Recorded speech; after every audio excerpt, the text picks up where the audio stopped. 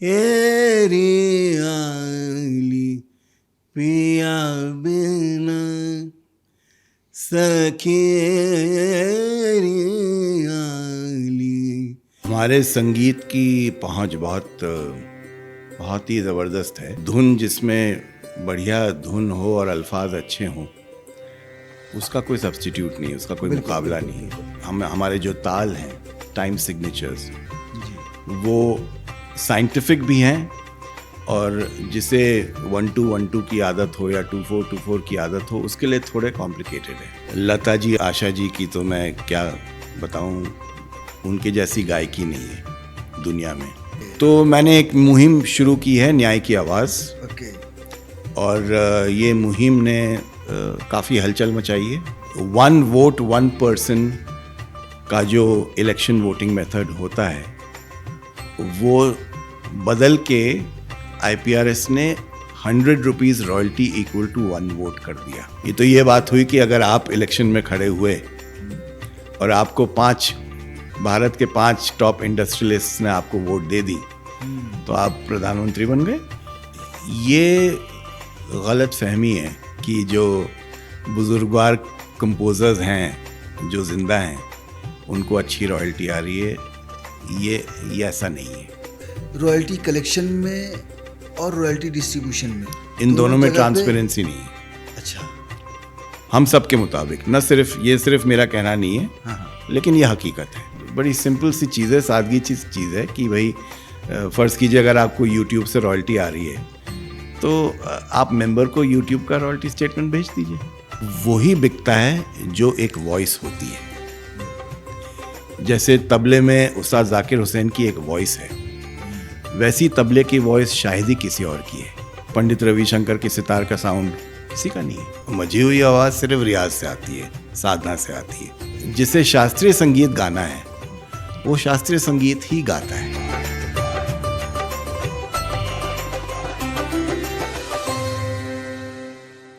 हमारे साथ इस वक्त एक ऐसे सिंगर कंपोज़र मौजूद हैं जो दुनिया भर में घूम घूम कर भारतीय संगीत का प्रचार करते हैं, कॉन्सर्ट करते हैं। इतना ही नहीं, वो पहले भारतीय हैं जो ग्रैमी अवार्ड तक बतौर मेंटोर पहुंच चुके हैं। जी हाँ, हम बात कर रहे हैं सोमेश कुमार साहब की, जो हमारे साथ इस वक्त मौजूद हैं। स्वागत है सर आपका।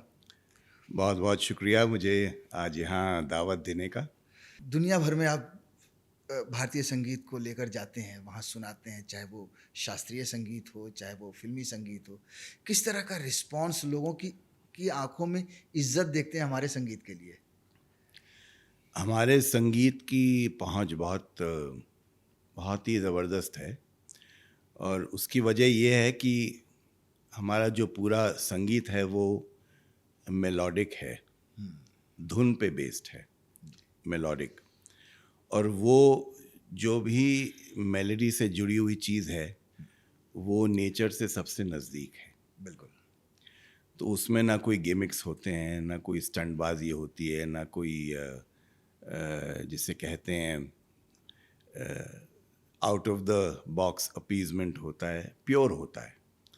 क्योंकि एक धुन जिसमें बढ़िया धुन हो और अल्फाज अच्छे हों, उसका कोई सब्स्टिट्यूट नहीं है, उसका कोई मुकाबला नहीं है। और मेरे लिए गाना बजाना वही है। मेरे लिए गाना बजाना जो है, मौसीकी संगीत जो है, वो मेलोडी है, और वहीं शुरू होती है और वहीं ख़त्म होती है। अब उसमें आप बहलावे कर सकते हैं, एक्सपेंशन कर सकते हैं, इम्प्रोवाइजेशन कर सकते हैं, वो सब चीज़ें होती हैं जी। वो उसको और दिलचस्प बनाती हैं।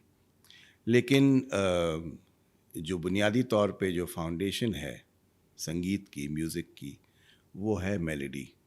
बिल्कुल। जैसे कोयल भी करती है कू, तो बड़ा सुबह सुबह आप बसंत के मौसम में आप सुनते हैं, बड़ा कानों को अच्छा लगता है। और भी नेचर में कितने जीव जंतु प्राणी हैं, उनकी जो आवाज़ें आती हैं, और उसमें एक रिदम भी है, एक मेलोडी भी है और एक रिदम भी है।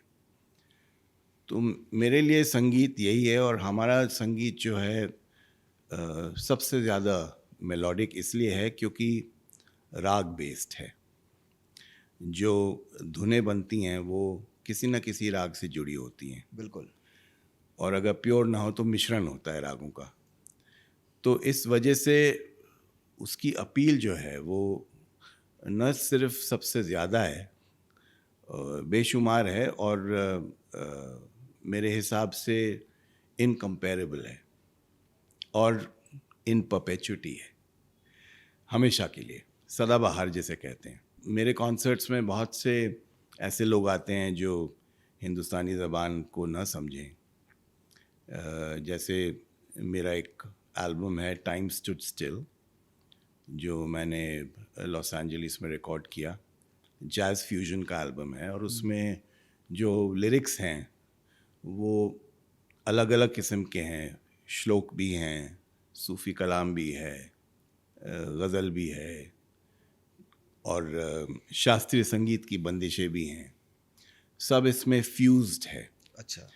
और इसका हम लोग ने कुछ काफ़ी कॉन्सर्ट टूर्स किए मेरी बैंड के साथ कोलैबोरेशन में, और आप यकीन नहीं मानेंगे कि मेजॉरिटी ऑडियंस, क्योंकि वेन्यूज़ भी वैसे ही थे, मेजॉरिटी ऑडियंस जो है वो नॉन इंडियंस अच्छा। की थी। और ये लोग बैठे रहते हैं, अगर आपका 2.5 घंटे का कॉन्सर्ट है, पूरे 2.5 घंटे बैठे रहते हैं और बड़ी दिलचस्पी से सुनते हैं कि ये क्या है, क्या चीज़। इसीलिए तो कहते हैं ना, संगीत की कोई भाषा नहीं होती है। कोई बिल्कुल नहीं होती, बिल्कुल नहीं होती। अब आप देखिए कि स्पेनिश लैटिनो म्यूज़िक इतना मशहूर है, स्पेनिश लैंग्वेज में तमाम दुनिया के लोग सुनते हैं जो स्पेनिश ज़बान से वाकिफ़ ना हो, मालूमात ना हो, बट फिर भी सुनते हैं। बिल्कुल। तो उसी तरह से हम लोग का संगीत भी है, भारतीय संगीत, चाहे वो शास्त्रीय हो, चाहे फोक हो, चाहे फिल्मी हो, चाहे गज़ल हो, डिवोशनल हो, स्पिरिचुअल हो, सूफ़ी कलाम हो। तो अलग अलग जो हम लोग की अल्फाज पे जो धुनें बनती हैं या धुनों पे अल्फाज लिखे जाते हैं, जी। दोनों तरीके से होता है, उसका मैं समझता हूँ कोई मुकाबला नहीं दुनिया में। बिल्कुल, बेशक। और इसकी जो हम लोग के संगीत की जो सेंसिबिलिटी है वो बहुत गहरी है बिल्कुल। और समझनी पड़ती है। और हम लोग का जो हमारे जो ताल हैं, टाइम सिग्नेचर्स, जी। वो साइंटिफिक भी हैं, और जिसे 1-2-1-2 की आदत हो या 2-4-2-4 की आदत हो, उसके लिए थोड़े कॉम्प्लिकेटेड है। अच्छा। क्योंकि हमारे टाइम सिग्नेचर ताल में जो सिखाते हैं वो सम और खाली। अच्छा। तो सम जो है वो नंबर 1 है। तो अगर आप 3 ताल में 16 मात्रा का है 3 ताल, हाँ, हाँ। तो 1 पे शुरू हुआ, उसको सम कहते हैं। अच्छा। और 9th काउंट पे उसको खाली कहते हैं। तो वो खाली जो है वो इशारा है कि अब हम सम पे आ रहे हैं। तो इस तरह से ये बहुत साइंटिफिक है हमारे जो टाइम सिग्नेचर है। और एक बार इसकी आदत, तालीम, कंडीशनिंग हो जाए तो बाकी चीज़ें बहुत आप कह सकते हैं बेसिक और मामूली मालूम पड़ती हैं तो हमारे इसके दर्शकों को मुकाबले क्या में। सुनाएंगे अभी इस वक्त? क्या सुनना चाहेंगे आपके दर्शक? कैसे टेस्ट्स के? भारतीय भारतीय संगीत, वो गजल भी जी हो सकता है, सूफी भी हो सकता है, वो जी जी जी। श्लोक भी हो सकता है। अच्छा। जी। जी। तो एक गज़ल जहन में है, जी जी, बिल्कुल। जो फिल्म में भी थी। इरशाद। ओरिजिनली जगजीत सिंह साहब ने गाई और काफ़ी मशहूर हुई, और मैं भी कॉन्सर्ट्स में गाता हूँ। कुछ ऐसे है कि झुकी झुकी सी नजर बेकरार है कि नहीं, झुकी झुकी सी नजर बेकरार है कि नहीं, दबा दबा सा सही दिल में प्यार है कि नहीं, झुकी झुकी सी नजर बेकरार है कि नहीं, दबा दबा सा सही, दिल में प्यार है कि नहीं, झुके झुके सी नजर। आप अभी बात कर रहे हैं क्लासिकल की, आप बात कर रहे हैं तबले के थाप की, आप बात कर रहे हैं सूफी की, लेकिन जब हम आपकी एजुकेशन की तरफ देखते हैं तो एमबीए इन मार्केटिंग। नहीं, संगीत तो आई थिंक जब से मैं अपने माता जी के वूम्ब में था तब से है, क्योंकि मेरे माता पिता ही मेरे गुरु हैं अच्छा। शास्त्रीय संगीत में। विदुषी सुधा माथुर जी और पंडित सर्वेश चंद्र माथुर जी। और तो जाहिर है हमारे घर में हमेशा गाना बजाना रहा है। जी जी। और हमारे वालिद साहब पिताजी कॉरपोरेट वर्ल्ड में भी बहुत कामयाब थे। तो दोनों का आप कह सकते हैं एक किस्म से इन्फ्लुएंस रही है मेरी ज़िंदगी में।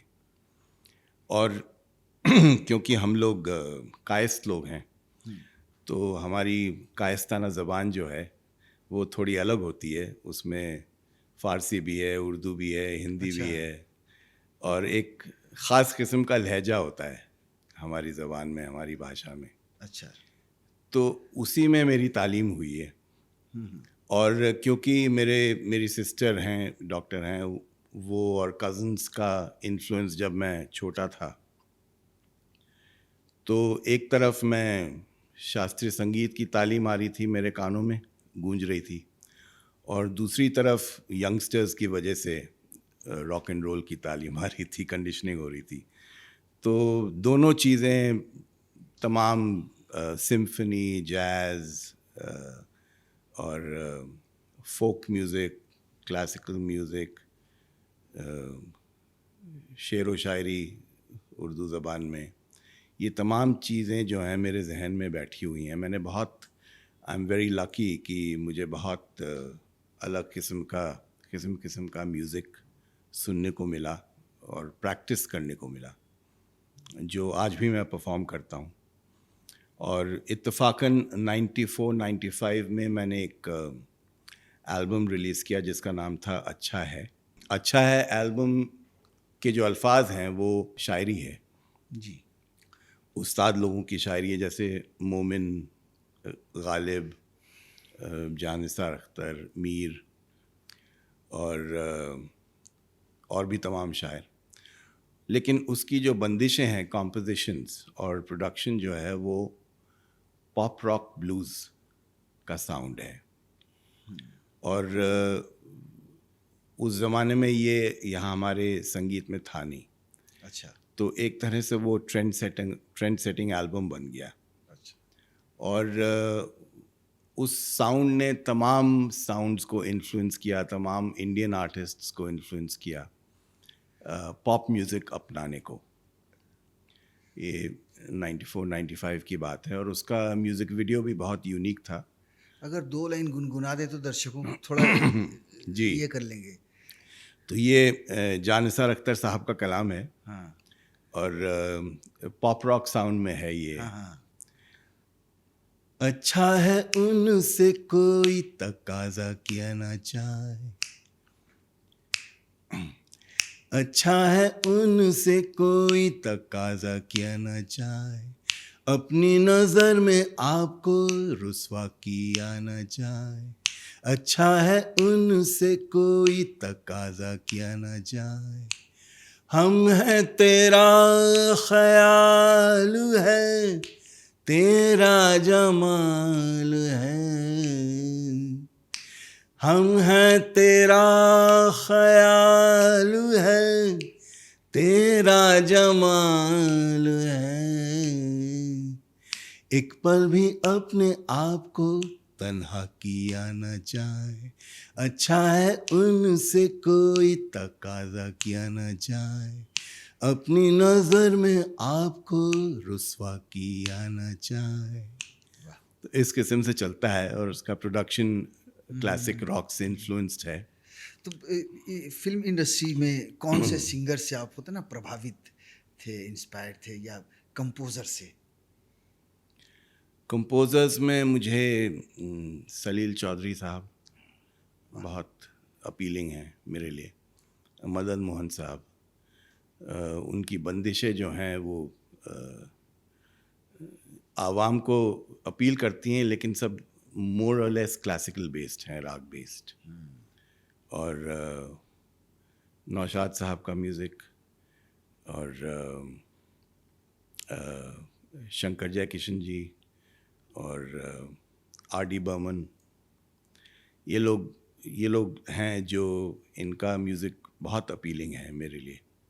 और भी बहुत लोग हैं, तमाम लोग हैं जिनका नाम नहीं ले रहा मैं, I don't mean to be disrespectful, लेकिन ये ख़ास इन लोगों का म्यूज़िक मेरे जहन में उतरा है बहुत गहरी किस्म से। एक आर डी बर्मन साहब की ये जो कॉम्पोजिशन है, मैं गाता भी हूँ कॉन्सर्ट्स में। हाँ। हमें तुमसे प्यार कितना ये हम नहीं जानते, मगर जी नहीं सकते तुम्हारे बिना। हमें तुमसे प्यार कितना ये हम नहीं जानते, मगर जी नहीं सकते तुम्हारे बिना। तो ये बहुत यूनिक किस्म की कॉम्पोजिशंस हैं जी। राग बेस भी हैं और एट द सेम टाइम इनमें मास अपील है। बिल्कुल बिल्कुल। और सिंगर्स में तो मुकेश माथुर साहब, मैं भी माथुर हूँ। अच्छा, तो थोड़ा सा सोमेश कुमार माथुर, तो मुकेश साहब का, उनकी आवाज़ में जो दर्द है वो कमाल का है। End of course Kishore Kumar साहब, रफ़ी साहब, मन्ना डे साहब, आई लव। लता जी, आशा जी की तो मैं क्या बताऊं, उनके जैसी गायकी नहीं है दुनिया में, और आना भी बहुत मुश्किल है। आशा भोसले जी के साथ तो हम लोग ने एक पूरा एल्बम किया साथ में, विच वाज वेरी सक्सेसफुल। एक चैनल हुआ करती थी, चैनल वी जी, एक ज़माने में, तो उनका एक शो आया जैमिन, उसमें 2 अलग अलग जॉनर्स के आर्टिस्ट को जैम करवाते थे। तो ये बात चली कि मेरा किसके साथ हो। अच्छा। तो दोस्तों ने कहा कि why not do something with Asha ji. तो मैंने कहा मेरे पास एक आइडिया है, तो हम लोग एक एल्बम कर सकते हैं साथ में। और तो उस एल्बम में, उसका नाम है आशा अ ब्रांड न्यू एल्बम, और मेरी भी वोकल्स हैं उसमें, और पूरा कॉन्सेप्ट था मेरा जो मशहूर गज़लें हैं, क्लासिक गज़लें, जैसे आज जाने की ज़िद ना करो और इस किस्म से, रंजिशी सही, चुपके चुपके, इनको मैंने एक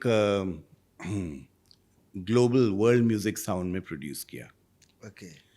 और ये एल्बम बहुत सक्सेसफुल रहा और एक नया ट्रेंड भी शुरू किया।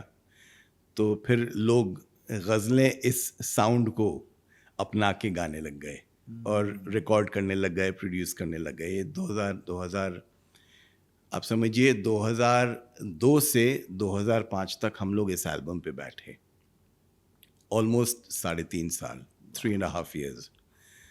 और Asha ji was really keen to do this album. उनको इसका साउंड और म्यूज़िक बहुत अपीलिंग लगा, और उनके कमिटमेंट का तो कोई जवाब ही नहीं। तो हम लोग ने ये रिकॉर्ड किया, मैंने ट्रैक्स बनाई और आशा जी को सुनाई और उनको बहुत पसंद आई।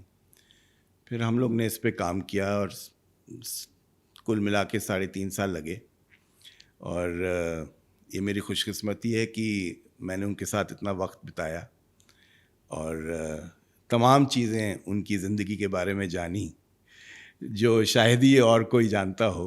अगर कुछ शेयर करना चाहे तो कर सकते हैं इस शेयर प्लेटफॉर्म की पे। तो क्या बात है, उनका देखिए किसी रोज़ मैं मेमोइर्स लिखूंगा अच्छा। और उसमें मेरे ख्याल से एक पूरा चैप्टर आशा भोसले जी पे होगा, क्योंकि इतनी उनकी ज़िंदगी इतनी कमाल की रही है, एक्स्ट्रा ऑर्डिनरी।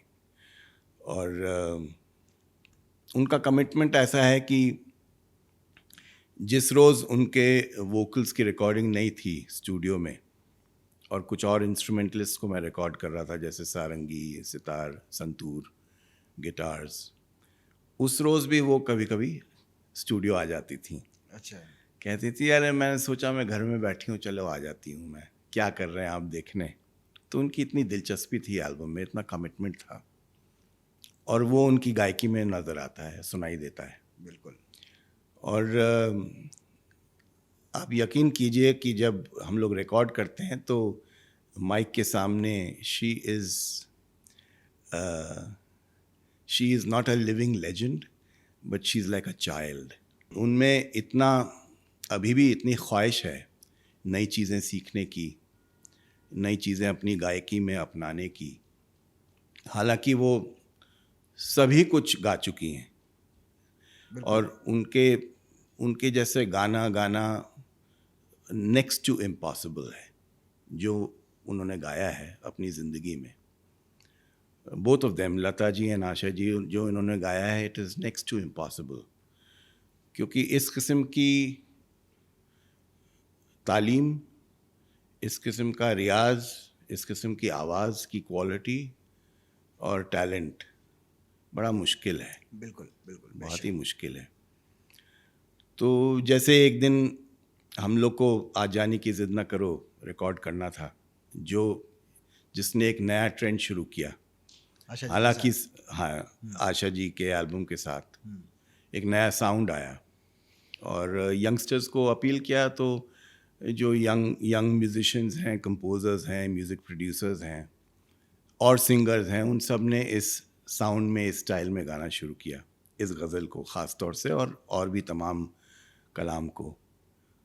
तो वो स्टूडियो तो आई, वो उस दिन हमें आज जाने की ज़िद न करो रिकॉर्ड करना था, बट थोड़ा उनके पैर में दर्द हो रहा था। अच्छा। तो उन्होंने कहा कि आज ना करें तो कैसा रहेगा। मैंने कहा कोई बात नहीं, किसी और रोज़ कर लेंगे, अगर आपका आज थोड़ा मूड नहीं है या जो भी है, थोड़ा दर्द हो रहा है। तो स्टूडियो में हम लोग ऐसे ही बैठे थे, I was waiting for some musicians to come. मैंने हारमोनियम लिया। आज जाने की ज़िद न करो राग यमन कल्याण में है, जो बंदिश है सोहेल राणा साहब की। जी। तो मैंने उनको एक राग यमन में बंदिश सुनाई। आज साकी को पिला दी जाएगी, आज साकी को पिला दी जाएगी, बस यही उसको सजा दी जाएगी, आज साकी को पिला दी जाएगी। फिर मैंने उनको एक वो छोटे ख्याल की बंदिश भी सुना दी। हेरी आली पिया बिना सखी, आली पिया बिना सखी, कलन परत मोहे गरी पल जिन जिन, आली पिया बिना। ये जब सुनाई चीज़ मैंने तो उनका मूड बन गया। अच्छा। तो कहने लगी, आशा जी कहने लगी रिकॉर्ड करें, हाँ। ट्राई करें। मैंने कहा ज़रूर। और आप यकीन नहीं मानेंगे, 20 या 25 मिनट में उन्होंने पूरी रिकॉर्डिंग ख़त्म कर दी। तो इस किस्म के हादसे बहुत हैं, तमाम हैं एनेक्डोट्स, और बिल्कुल। जो मैं अपने ज़रूर जल्द मेमोइर्स में लिखूँगा। आप ग्रैमी तक गए, पहले भारतीय हैं जो एज ए मेंटोर कहें। जी हाँ, एज अ क्या थी मेंटोर। आपकी वहाँ हाँ, पर मुझे भूमिका? रिकॉर्डिंग एकेडमी जो है, जो ग्रैमी अवार्ड्स करती है, they inducted me as the first ever Indian citizen to be inducted as a mentor and advocate. क्या तो भूमिका थी सर वहाँ पे? तो साल में 2 बार स्प्रिंग सेशन होते हैं और ऑटम सेशन होते हैं। अच्छा। और उसमें रिकॉर्डिंग एकेडमी हमें मेंटीज देती है, स्टूडेंट्स देती हैं। अच्छा। और जिन स्टूडेंट्स को लगता है कि मैं उनकी लाइफ में कुछ कंट्रीब्यूट कर सकता हूँ, दे आर प्रोफेशनल स्टूडेंट्स, यानी they are going to pursue music professionally, जी। और म्यूजिक सीख रहे हैं, पढ़ रहे हैं, चाहे वो सिंगर्स हों, इंस्ट्रूमेंटलिस्ट्स हों। तो मैंने एक रेजीम तैयार की है वॉइस कल्चर की, गाना सिखाने की, तमाम रिसर्च के बाद और अपनी ख़ुद की म्यूज़िकल लाइफ को रियलाइज़ करने के बाद। तो वो रेजीम जो है वो काफ़ी कमाल के रिज़ल्ट्स देती है। और ये चीज़ वहाँ जो यूरोपियन, जापानीज़, अमेरिकन स्टूडेंट्स हैं, अफ्रीकन स्टूडेंट्स, इनको बहुत अपील करती है और काफ़ी यूज़फुल रहती है उनके लिए। तो उनको काफ़ी फ़ायदा होता है इस तालीम से जो मैं देता हूँ। कभी कभी फ़िज़िकली वहाँ जाके देते हैं अमेरिका में, कभी ऑनलाइन होता है, जैसे जूम कॉल्स वगैरह होती हैं उस पर।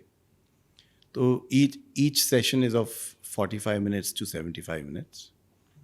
और इस किस्म से हर साल ट्वाइस अ ईयर मैं ये सेशंस लेता हूँ, जो रिकॉर्डिंग एकेडमी मेंटीज़ मुझे भेजती है उनका। सर करीब करीब भारत में भी करीब करीब 90 के आसपास आपने एल्बम्स। जी, 99 अभी। 99 तो जी जी, अभी सेंचुरी लगने वाली है। I hope so. इंशाल्लाह लगेगी ज़रूर। जी जी। तो कोशिश होती है कि फिल्मों में भी कुछ अच्छा संगीत देने की, या आपने अपने आप को महदूद करके रखा है कि नहीं यार हम एल्बम में खुश हैं, कॉन्सर्ट करते हैं विदेशों में जाके, अपने संगीत में अपनी दुनिया में मस्त हैं? नहीं, मेरी ज़रूर मेरी ख्वाहिश है कि मैं फ़िल्मों में अपनी जो धुनें हैं हाँ। उनको मैं पेश करूं और शामिल करूं। और देखिए, जब जिस रोज़ सूरत बनेगी और मौका मिलेगा तो आप तक भी बात पहुंच जाएगी। लेकिन हाँ, ज़रूर, मैं बिल्कुल बहुत कीन हूँ कि मैं क्योंकि मेरे पास बहुत तमाम खिताब है।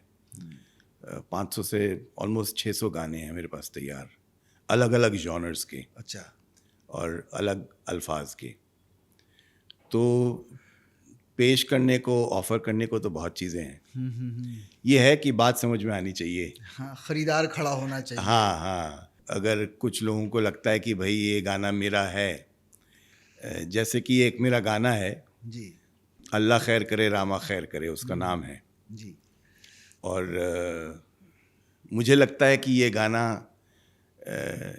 श्री शाहरुख खान की फिल्म में आना चाहिए। अच्छा जी। तो मैंने ख़ास उनके लिए रखा है। और किसी रोज़ जब तो मौका आप 2 लाइन अगर सुना दें, क्या पता वहाँ तक पहुँच जाए वो गाना और वो खरीद ले लें। अब नहीं हो देखिए सकता है, कभी हो कुछ सकता भी है, कुछ नहीं भी नहीं, होने को मुमकिन तो है। कुछ भी बिल्कुल, होता है। बिल्कुल। डूब गया हूँ मैं मोहब्बत में, डूब गया हूँ मैं मोहब्बत में, अल्लाह खैर करे, अल्लाह खैर करे, रामा खैर करे, रामा खैर करे। डूब गया हूँ तेरी आँखों में, डूब गया हूँ तेरी आँखों में, अल्लाह खैर करे, अल्लाह खैर करे, रामा खैर करे, रामा खैर करे। इस किस्म से है। एक और चीज़ मैं आपको बता हाँ, दूं, जी, पब्लिक में मैंने पहली बार पेश किया ये गाना बिल्कुल। आपके चैनल पे। और उम्मीद है कि आप इसे शाहरुख खान जी तक पहुंचाएंगे, हम बिल्कुल उनके इसको कानों अलग तक से एक पहुंचाएंगे। प्लेटफ़ॉर्म देंगे।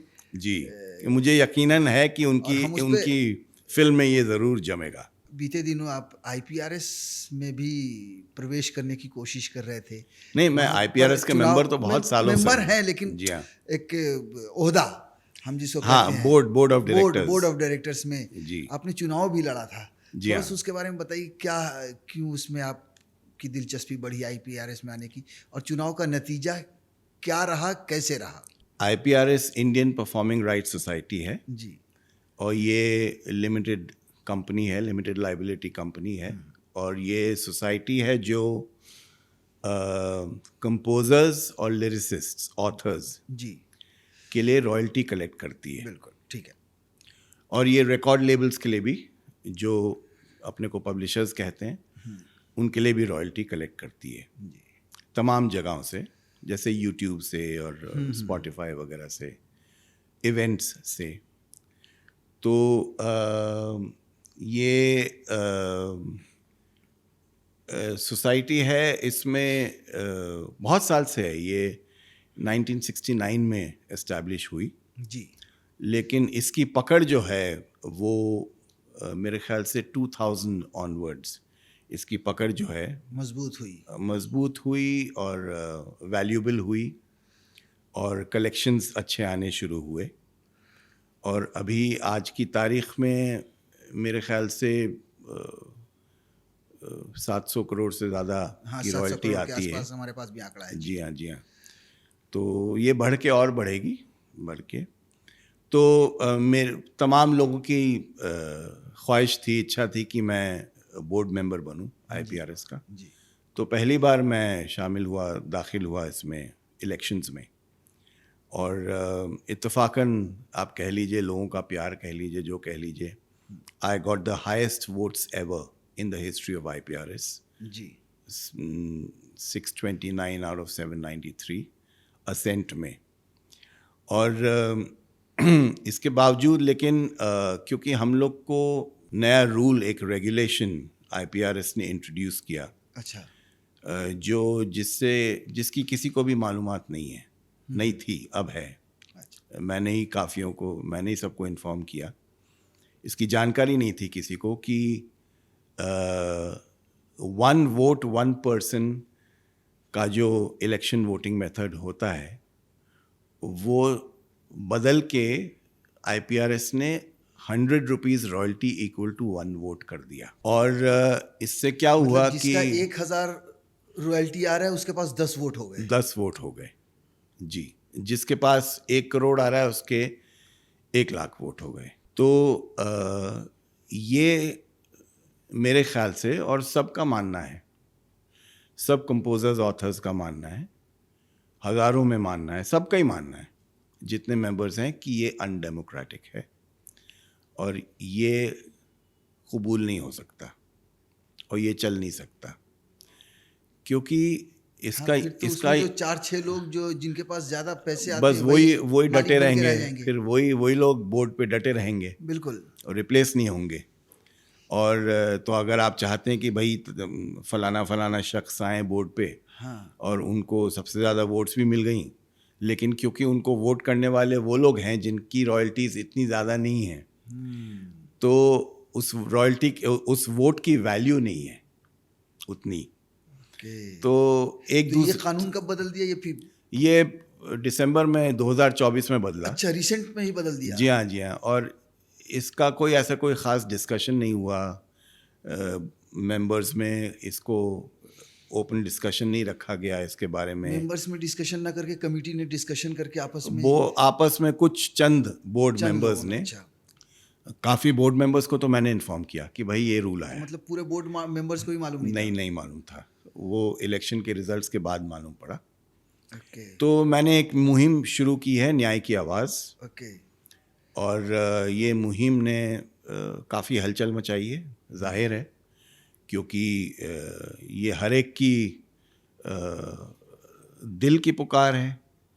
और ये पुकार जो है, ये सदा जो है, ये आवाज़ जो है, ये आवाम की है। और सबका ये कहना है कि ये जो इलेक्शन वोटिंग मेथड है, ये अनडेमोक्रेटिक है। बिल्कुल। ये तो ये बात हुई कि अगर आप इलेक्शन में खड़े हुए और आपको 5 भारत के 5 टॉप इंडस्ट्रियलिस्ट ने आपको वोट दे दी तो आप प्रधानमंत्री बन गए, तो बाकी जो 150 करोड़ लोग हैं उनकी क्या ज़रूरत है, वो इरेलीवेंट है। तो ये तो यही बात हो गई। तो और अगर इस किस्म का रूल रेगुलेशन आपको लागू करना भी है तो इस पे 3-4 बार चर्चा होनी चाहिए खुलेआम, मेंबर्स के साथ, सब बोर्ड मेंबर्स को लेके, सबको कॉन्फिडेंस में लेके, जैसा कंपनीज में होता है। बिल्कुल। कंपनीज में जब भी आप कोई एक्ट या रूल या रेगुलेशन पास करते हैं तो उसमें सबकी जो मेजॉरिटी लोगों की है उसमें मंजूरी रहनी चाहिए, रजामंदी होनी हाँ, चाहिए। और ख़ास तौर से जो मेंबर्स हैं आईपीआरएस के उनकी रहनी चाहिए। तो उसके लिए आप एक स्पेशल एनुअल जनरल मीटिंग बुलाइए और उसमें सबको इनवाइट कीजिए और फिर कीजिए। ये थोड़ी कि आपने एक जूम कॉल में सबको चंद मेंबर्स को बुला के पास हो गया, वो भी वेबसाइट पे एक ज़रा सा पैराग्राफ है छोटा सा जो कोई पढ़ता नहीं है, वेबसाइट वैसे भी कोई नहीं जाता पढ़ने।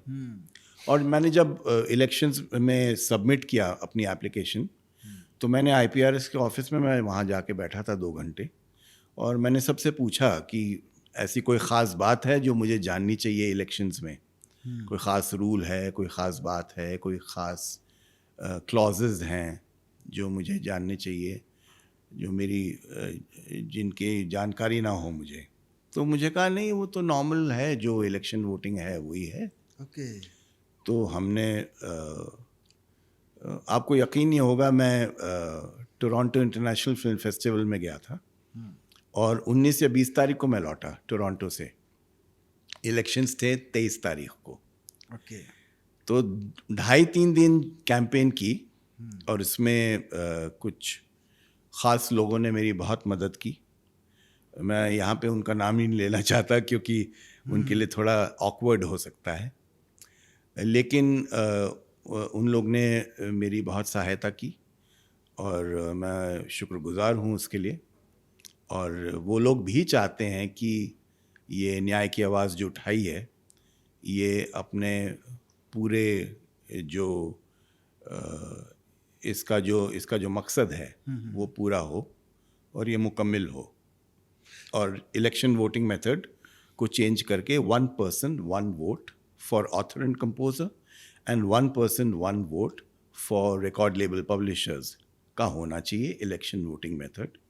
और यही हमारी सरकार से भी, भारत के सरकार से भी, कॉमर्स एंड इंडस्ट्रीज मिनिस्ट्री से भी, सबसे हमारी ये गुजारिश है कि आप इसमें इस मैटर में आप शामिल हुइए, दाखिल कीजिए अपने को और इसको ठीक करिए। आईपीआरएस में आने के बाद आप क्या देख रहे हैं, कौन से सुधार की गुंजाइश है? क्योंकि अगर मैंने पहले भी आईपीआरएस पे प्रोग्राम किए हैं, उसमें मुझे अच्छी चीज़ें लगी कि जो गुजर गए हैं या जो बूढ़े हो चुके हैं जी, उनको पैसे मिलते हैं, रॉयल्टी मिलती है, उनको उनका अधिकार मिलता है। आईपीआरएस पैसे वसूलता है लाइसेंसी से और देता है लोगों में, तो ये अच्छा काम है। आप क्या उसमें सुधार करना चाहेंगे या क्या आपको लगता है? ये गलत फहमी है कि जो बुजुर्गवार कंपोजर्स हैं जो ज़िंदा हैं उनको अच्छी रॉयल्टी आ रही है। ये ऐसा नहीं है, ऐसा बिल्कुल नहीं है। चंद लोगों को बहुत अच्छी रॉयल्टी आ रही है। चंद लोगों में वो कौन लोग हैं? जैसे कुछ ख़ास कंपोजर्स हैं, कुछ ख़ास राइटर्स हैं, लिरिसिस्ट्स हैं, जिनको बेशुमार रॉयल्टी आ रही है। और ज़रूरी नहीं है कि जिसके गाने खूब बज रहे हों, जिसके यूट्यूब वगैरह पे बिलियंस ऑफ व्यूज़ हों, उनको उस मुताबिक की रॉयल्टी आ रही हो, ऐसा नहीं है। और ये भी ज़रूरी नहीं है कि जिनके गाने ख़ास नहीं बज रहे, जिनके व्यूज़ वगैरह तमाम जो एडवर्टाइजिंग रेवेन्यू है वो ख़ास नहीं आ रहा, उनको कम रॉयल्टी आ रही है, ऐसा भी नहीं है। उनको काफ़ी लोग ऐसे हैं जिनको इन प्रोपोर्शन ज़्यादा रॉयल्टी आ रही है। तो इसमें एक ट्रांसपेरेंसी की ज़रूरत है, एक जिसे कहते हैं पारदर्शिता की ज़रूरत है। और मेरा बोर्ड पे आना आईपीआरएस के यही मकसद है कि कुछ जो लोगों में इतनी बेचैनी है आईपीआरएस के मेंबर्स में, और नाखुश हैं और अनहैप्पी हैं, क्यों हैं?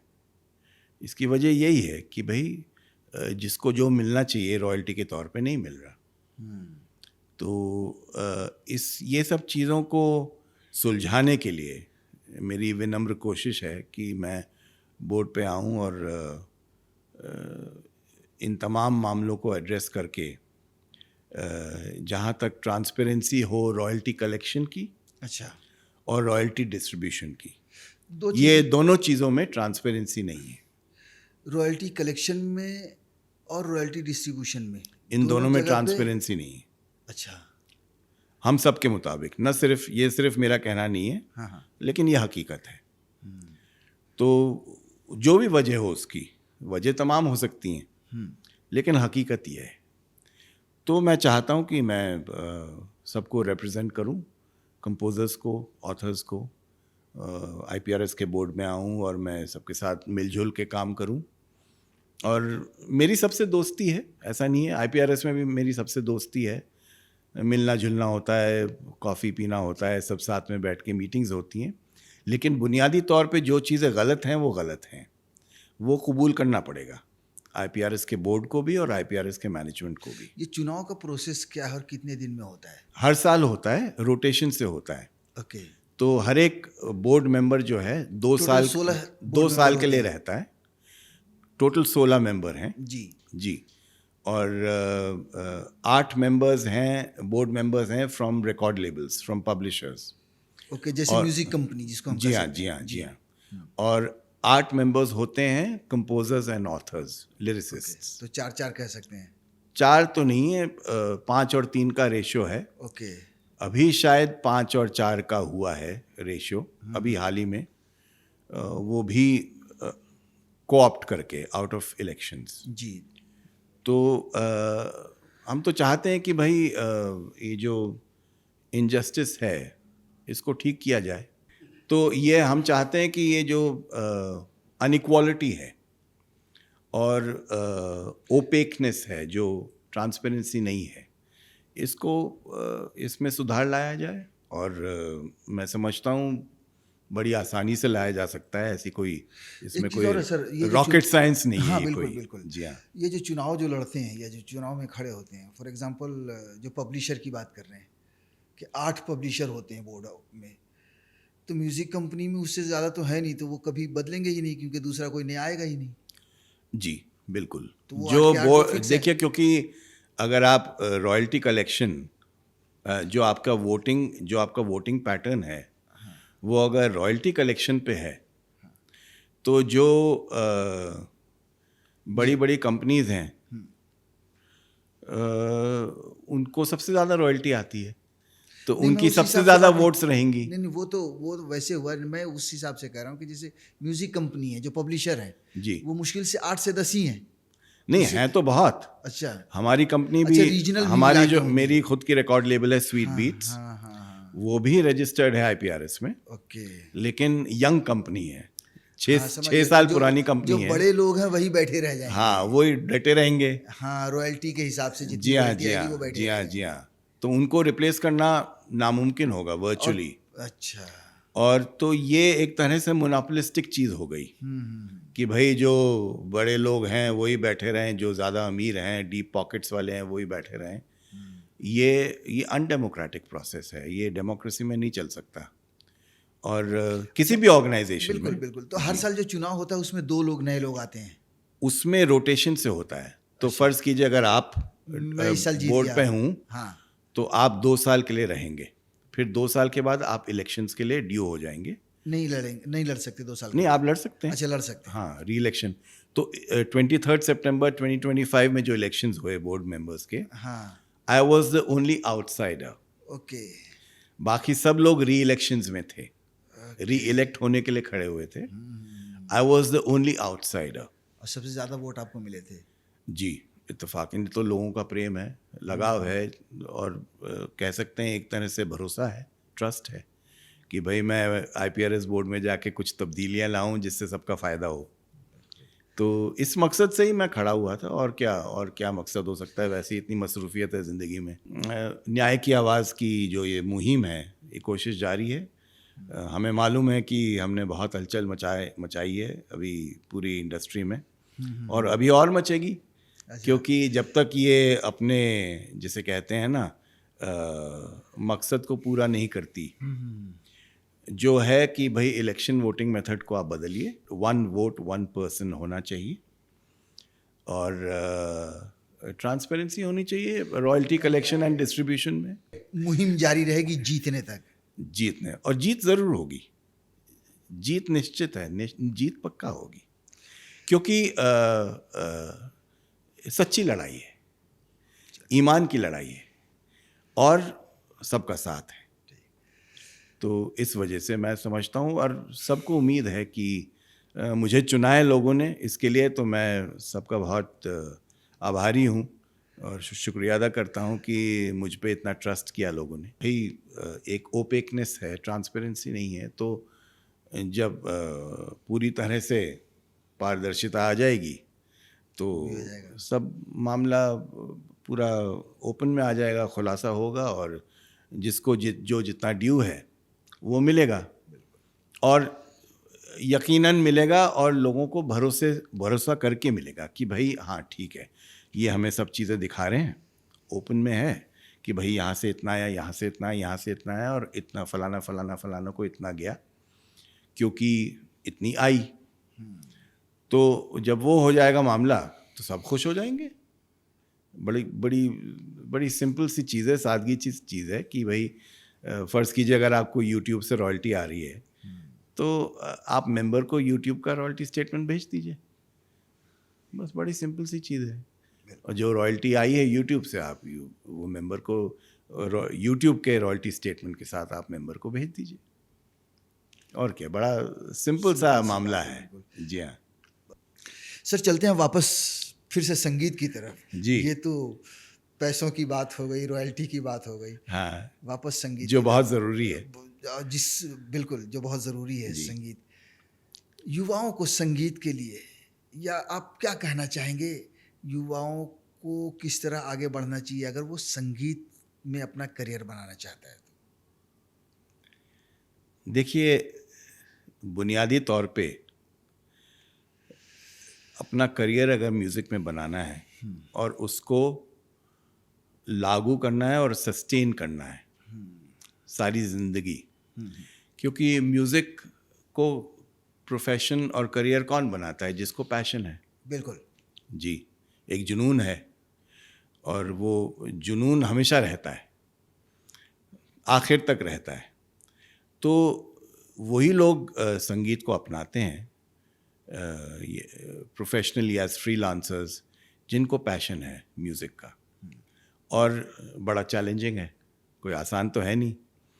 मुझे याद है जब मैं MBA के बाद जब मैं प्रोफेशनल सिंगर बन गया, सिंगर कंपोज़र, और मेरा पहला एल्बम एक नई बात रिलीज़ हो रहा था CBS सोनी पे, तो हमारे पिताजी को भोपाल एयरपोर्ट पे पंडित शिव कुमार शर्मा जी मिल गए, संतूर वादक, एमिनेंट लेजेंड हैं। तो उन्होंने हमारे फादर से कहा कि अरे मैंने सुना है कि भाई सोमेश कुमार माथुर प्रोफेशनली MBA के बाद सिंगिंग कर रहे हैं, और ऑलरेडी शुरू कर दिया, क्योंकि मैं MBA के दौरान भी चुपके से जाके कॉन्सर्ट्स करके वापस आ जाता था। अच्छा। हाँ, फैकल्टी को नहीं पता था, अगर पता चलता तो निकाल बाहर करते। हाँ। क्योंकि कहते भाई आप एक सीट वेस्ट कर रहे हैं। तो मैं वीकेंड्स पे चुपके से जाके, शुक्र है उस टाइम पे सोशल मीडिया का दौर नहीं था कि पता नहीं। अरे नहीं साहब, अच्छा साहब मैं पकड़ा गया एक बार। अच्छा, पकड़े गए? वो भी लास्ट सेमेस्टर में, तो मैं बच गया। अच्छा। जी, मैं जयपुर एक कॉन्सर्ट करके आया। इत्तेफाकन हमारे जो इकोनॉमिक्स के प्रोफेसर थे डॉक्टर महेश्वरी, अभी हाल ही में वो गए दूसरे हेमिस्फीयर में, तो उन्होंने मैं तो वापस आ गया मंडे मॉर्निंग को, और मैं फैकल्टी में आ गया। तो क्लास अटेंड करने, तो लंच टाइम पे ब्रेक में उन्होंने मुझे बुलाया अपने ऑफिस में। मेरे ख्याल से नवभारत टाइम्स या कोई था, अच्छा, उसमें छप गई। उसमें फ्रंट पेज पे मेरी फ़ोटो थी कि मैंने वहाँ मशहूर गर्ल्स कॉलेज है, गायत्री कॉलेज जयपुर में, मैंने वहाँ परफॉर्म किया।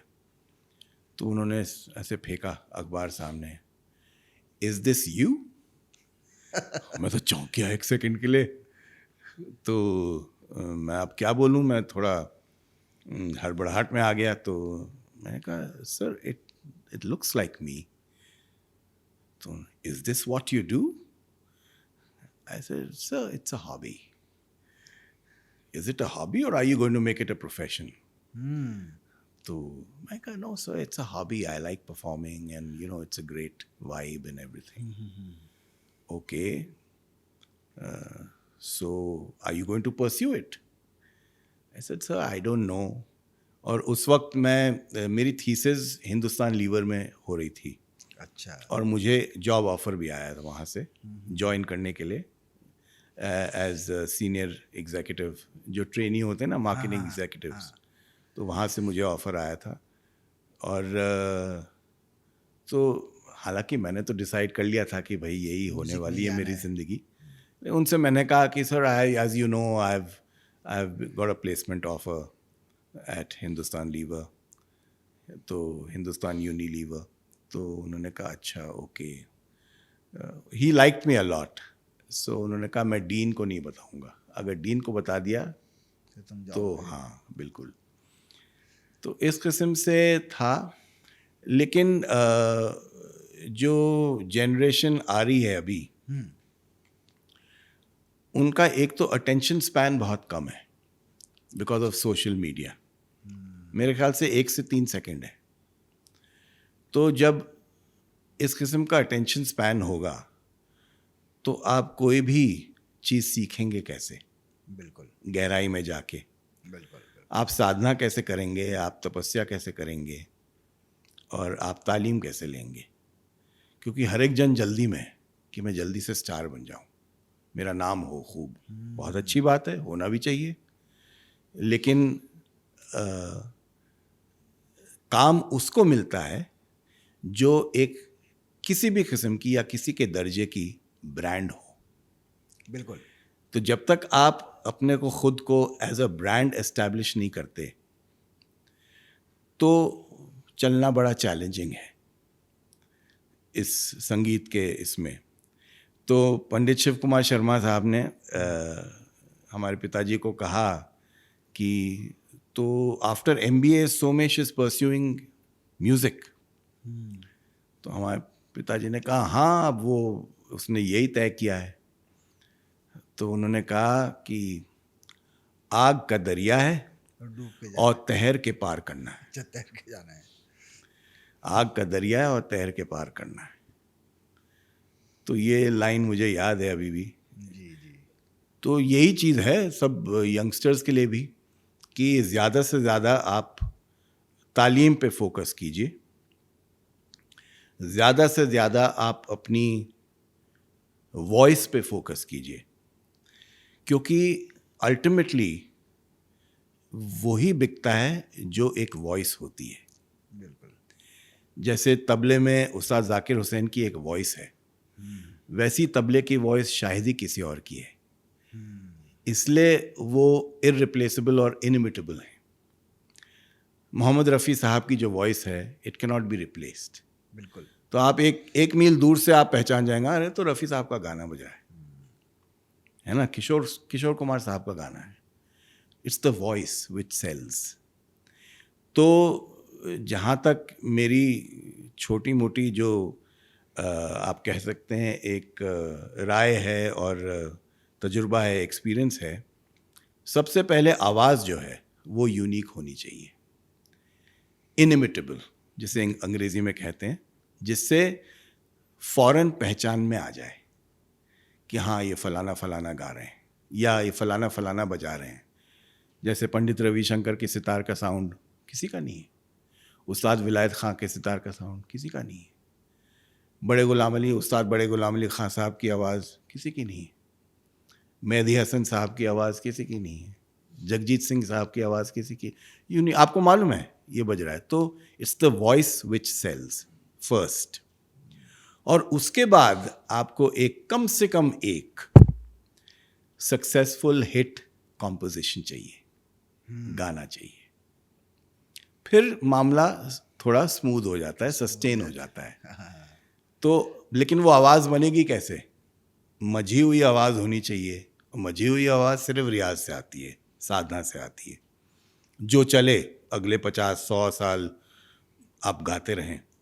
जवानी में आवाज़ चाहे उम्र बढ़ती रहे लेकिन आवाज़ जवान रहे, उसमें एक शबाब रहे। तो ये चीज़ जो है ये सिर्फ साधना और रियाज से आती है, सही तालीम से और सही रियाज से। मैं समझता हूँ कि आज की यंग जनरेशन को इस चीज़ पे गौर करना चाहिए, तवज्जो देनी चाहिए, और फिर देखिए जो भी मेरे हिसाब से अच्छा टैलेंट शायद ही छुपता है। हाँ, अच्छा टैलेंट सामने आ ही जाता है। जी जी जी, सूनर देन लेटर सामने आ ही जाता है, और काम मिलना शुरू हो जाता है और इस्टेब्लिश हो जाते हैं। अब कोई 10 करोड़ का हो, कोई 1 करोड़ का हो, कोई 10 लाख का हो, वो बात अलग है। जी, जैसे जिसे शास्त्रीय संगीत गाना है वो शास्त्रीय संगीत ही गाता है, उनकी दिलचस्पी उसी में है। आप उनको 100 करोड़ रुपए भी दे देंगे तब भी वो पॉप नहीं गाएंगे। आप उनसे कहिए देखिए आप ये गाना बंद कर दीजिए, अब आप पॉप म्यूज़िक गाइए, मैं आपको 100 करोड़ दे रहा हूँ। वो कहेंगे नहीं भैया, हमें 100 करोड़ नहीं चाहिए, हमारा तो दिल इसी में लगता है, हम ख्याली गाएंगे। ये बात होती है। बिल्कुल बिल्कुल। तो क्योंकि पैशन की चीज़ है संगीत, लेकिन आवाज़ जो है, नेक्स्ट जो न्यू जनरेशन है उनके लिए मेरी ज़रा सी जो थोड़ा सलाह मशवरा है वो ये है कि अपनी आवाज़ पे काम कीजिए, उसको यूनिक बनाइए। बहुत बहुत शुक्रिया सर, आपने इतना वक्त दिया। बहुत शुक्रिया आपका और आपके शो का और आपके सामीन श्रोताओं का बहुत आभार व्यक्त करता हूँ। बहुत बहुत शुक्रिया, नमस्कार। श्रेष्ठ भारत पर खबरों से जुड़े रहने के लिए चैनल को सब्सक्राइब और लाइक करें, बेल आइकन दबाएं और देखते रहें श्रेष्ठ भारत।